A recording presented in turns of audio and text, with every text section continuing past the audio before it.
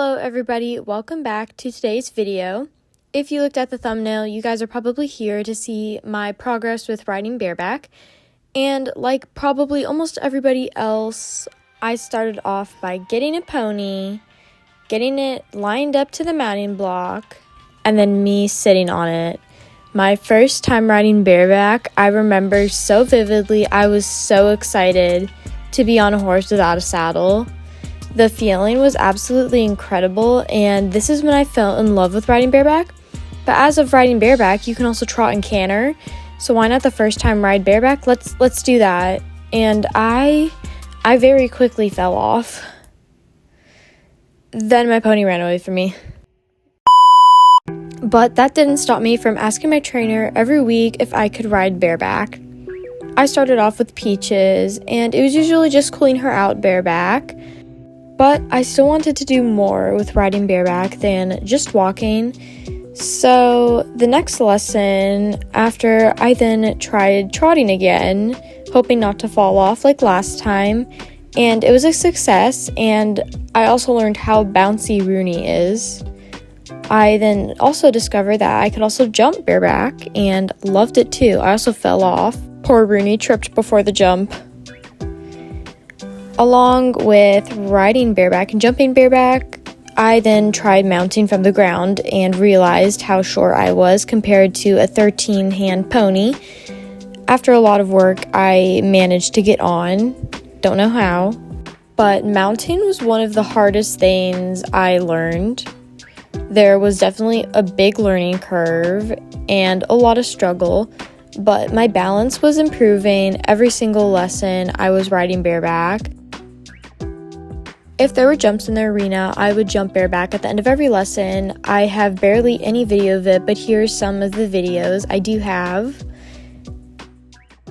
While everything else seemed to be getting better, I was still struggling with mounting. To be fair, right here I was trying to mount a horse and not a pony, so it was a lot higher up than what I was used to, but eventually I did get on. I did have to use the mounting block.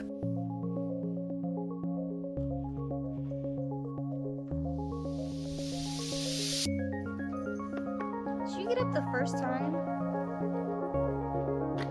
Week after week, I was getting better and better and improving so much more. And Hocus, he was something, trying to get him to jump bareback, but at the end, I got him to do it, and he was absolutely amazing and such a good boy. Okay, so we've learned to mount bareback, jump bareback, and just ride bareback. But when your trainer sends you into the outside arena and says, do whatever you want, I'm gonna start riding bareback with no hands. This is probably one of my favorite days ever, like, out of my whole life. I had so much fun with all my friends, and the fun I had riding with no hands. Okay, guys, like, I could, like, literally ride with no hands 24/7. I loved it so much. It just felt, like, so free, so rewarding. The joy I had on this day and the feeling of like never wanting to get off and just wanting to relive this moment over and over again is the feeling I like absolutely love when I get those days. I love them.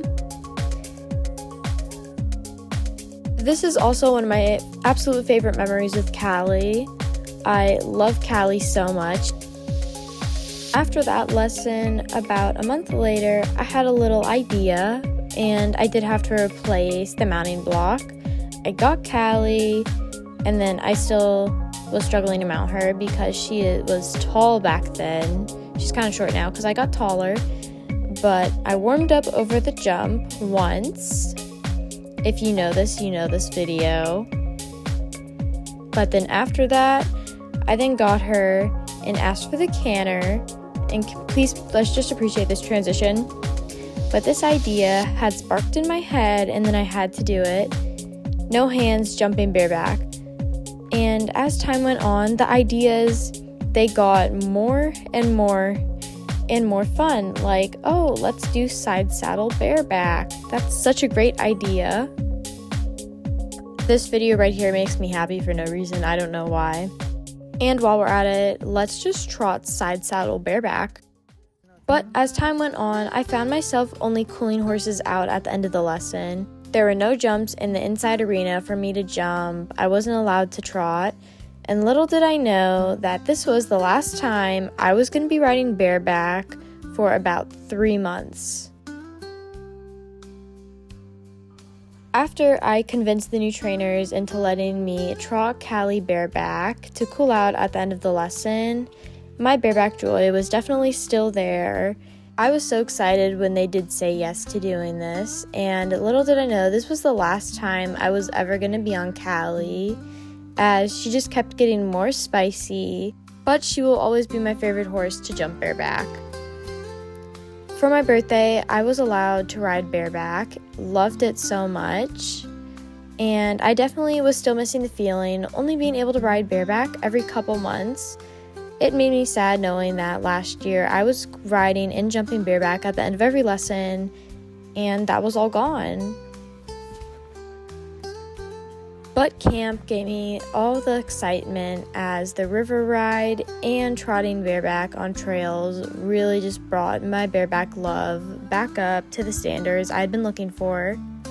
And Chester is the bounciest pony I've ever been on bareback. My gosh, I can't tell you how bouncy this guy was.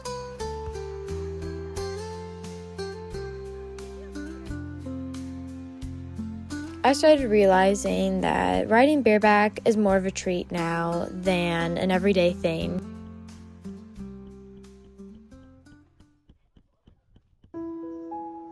For me now, riding bareback brings me back all the great memories that I have had riding bareback. Like, when I first started, I would have never expected to be jumping and doing all this amazing stuff.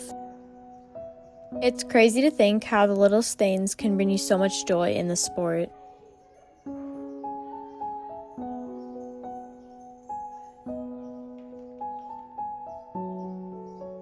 I do wish that I could do this after every lesson, but I'm always lucky if I can even convince my trainer to let me just cool out bareback.